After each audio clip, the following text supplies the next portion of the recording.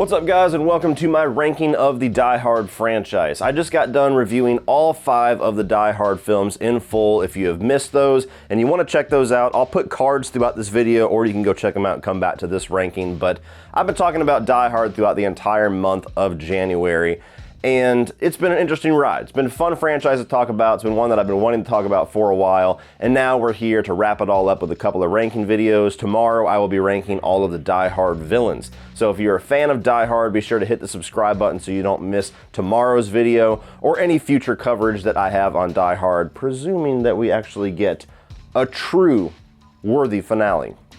With that being said, let's go ahead and kick this thing off talking about number 5, the worst of this franchise, which should be of no surprise to anybody, certainly if you've seen my review, and that's A Good Day to Die Hard. A Good Day to Die Hard is one of my most hated, despised movies of all time. It's not the worst movie in the world. There's certainly some serviceable action in it. There's some serviceable character work here, but for a Die Hard movie, it is by far the lowest tier that this film franchise has ever gotten to, and hopefully ever will get to. The plot is incoherent. The character of John McClane is absolutely missing from this movie. It's just tired Bruce Willis just doing a whatever the performance this was. I have no idea, but it wasn't John McClane. You have, by a landslide, the weakest and most ineffective villain in this entire franchise. The action, like I said, serviceable at best, and that's not something you want to say in regards to Die Hard, one of the premier action franchises of movie history. And of course, you've got Jai Courtney here as the new addition to this franchise as Jack McClane, the long-lost, estranged son of John McClane. And he just has no chemistry with Bruce Willis. He has no chemistry on screen as this character. There's really nothing positive that I could say about this movie. At best, there's some serviceable parts to it, but when you're talking about a Die Hard franchise, that's a negative, not a positive. By far, the worst of this franchise, A Good Day to Die Hard. Now, after the humongous leap from number 5 to number 4, my number 4 is going to be Die Hard 2, Die Harder. Now, this is a good Die Hard film. To me, this is as formulaic as a Die Hard film can be. This one feels the most like the first film, which kind of makes it stand on its own as a sequel, but at the same time, it also creates a lot of the problems that I have with this film. I think that John McClane and Bruce Willis is great in this movie. I really do enjoy the villains. They're on the weaker end of the spectrum as far as Die Hard villains go, but I love William Sadler and his little ragtag group that comes in here, where there's little twists and turns throughout about who's actually on Colonel Stewart's side and who's trying to take down Colonel Stewart. I thought that was done pretty well. Having Holly, yet again, be the person that needs to be saved as she's circling this airfield, an interesting callback, maybe a little bit redundant, but I do like her character. I do like what she brings to the character of John McClane. Always been a little disappointed we haven't gotten more from them. And there's some pretty good action, some good shooting, and some good hand-to-hand combat here and there. So really the only thing I can say against this movie is that it feels a little bit too much like we're just trying to redo the first Die Hard film, and so it kind of fails to stand on its own aside from just being the one movie that really does feel stylistically, thematically, even just the way that it looks and sounds most like the original. But when I want to watch the original, I'm just going to watch the original. Other than that, I want a unique experience, and Die Hard 2 doesn't necessarily give that. Still a good movie, though. Number 3 is going to be Live Free or Die Hard. Now, I will be honest with you, I would put this at number 3 regardless if we ever got the unrated cut, because I still think even though the PG-13 cut feels a little bit neutered, it's still a badass action movie. But as I've said for the 3rd time now in this review series, the unrated cut is widely available. So if you're somebody that has always bitched about the PG-13 cut and didn't know that there was a rated R cut out there, it's out there. Go watch the true movie. I promise you, it's a much better experience. With that being said, Live Free or Die Hard to me is just one of the most kick-ass action films that we have got in the past, 15 years now since this came out.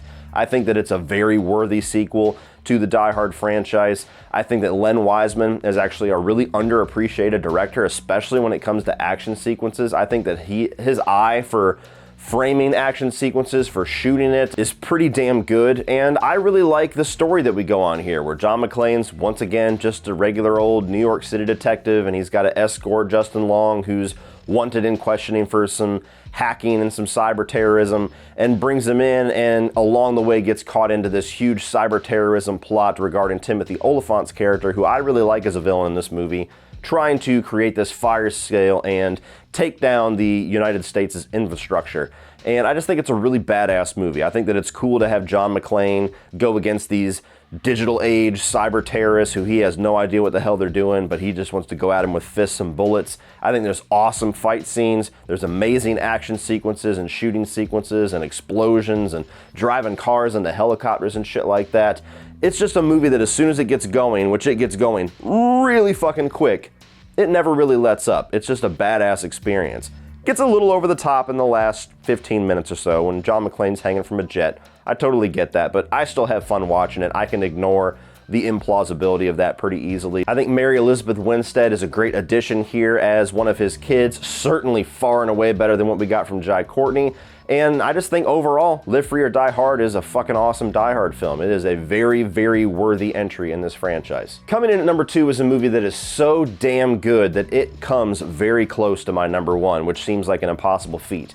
And that is Die Hard with a Vengeance. I love the fact that this takes place in New York. For being a New York City cop, this is the only time we get to spend time with John McClane in New York, and I just think the city kind of becomes a character of its own in this movie, which I enjoy.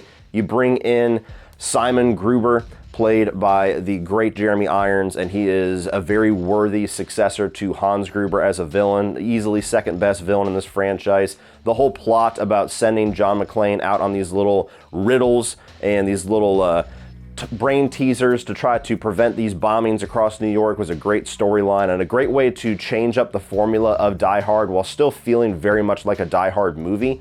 And we got to talk about Samuel L. Jackson, because for as much as I really enjoy Justin Long, and for much as I really enjoy some of the side characters in the first and second Die Hard film, I think that Samuel L. Jackson is by far the best character in this franchise, next to John McClane as Zeus.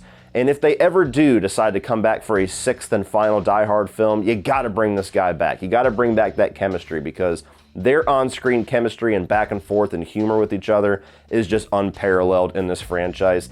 If it wasn't for the fact that the last 5-10 minutes of this movie feels like this tacked-on reshoot that just does not match the quality or the intensity of the rest of this movie, this might have a chance at dethroning number 1, because it is such a phenomenal sequel. But unfortunately, the movie does leave you with a little bit of blue balls in those last 10 minutes just because of the ending. And it's unfortunate that they couldn't figure out a more fulfilling way to end this story, because everything else before that, damn near flawless. But of course, my number 1, for those that maybe have not watched me for any period of time, my favorite film of all time is Die Hard. Now, this to me, I'm not going to go on for very long, because not only have I talked about it ad nauseum, but the world has talked about Die Hard ad nauseum.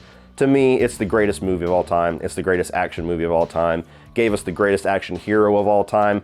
Possibly the greatest action villain of all time, but certainly in the conversation with Hans Gruber and Alan Rickman's performance.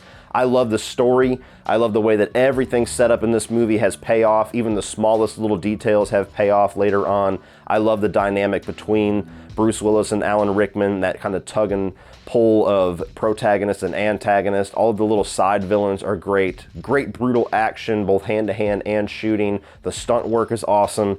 This is a flawless film to me. This is a film that I can endlessly rewatch, and I just get the same joy out of it every single time. It never waters down for me.